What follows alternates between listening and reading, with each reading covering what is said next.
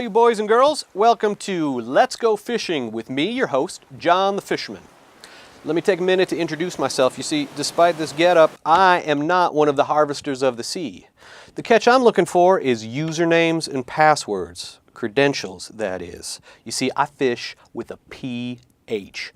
And today we're going to talk about how I do my work. As a fisherman, there are a couple of things that I like to do.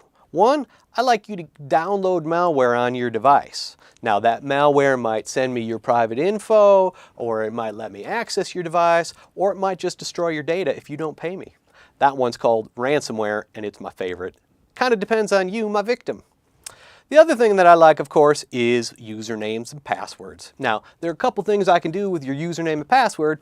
I can sell it, but just alone, that's not worth a lot of money. What I'm betting is you reuse the same password over and over and over. That way, if I get your gaming network password, I bet you use that password at your bank or your school or at work.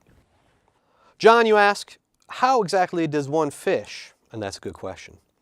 My instrument of choice is the email. You see, everybody has an email. Your mom, your teacher, probably your neighbor's dog, so that makes it for a nice big pool of victims. Phishing happens when I send you an email to try and get you to do something you probably shouldn't do, like click on something or download a link. If email is the fishing rod, then spoofing is the bait on my rod. Spoofing is when I get my email to make it look like it came from somebody you trust, like your teacher, or from a bank, or from an energy company. Here's a good example of a phishing email. If you don't look closely, it looks pretty good. Email header has the company name, has the logo, and even the font looks right. A closer look reveals some problems. The sender email doesn't really look right.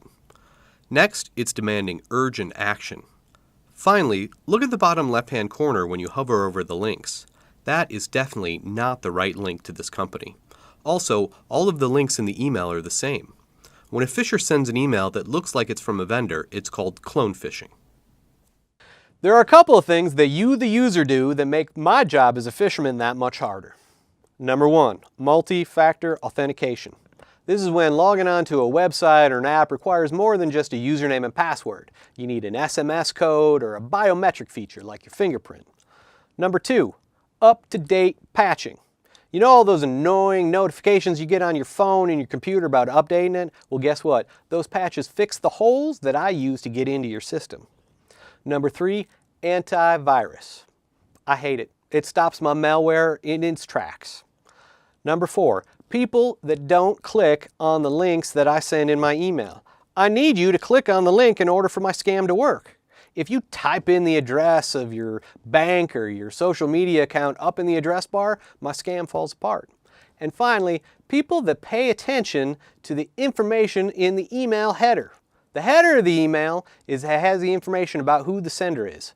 The people that look at the header of the emails I send notice pretty quickly that is not who it says it from. Again, my scam falls apart.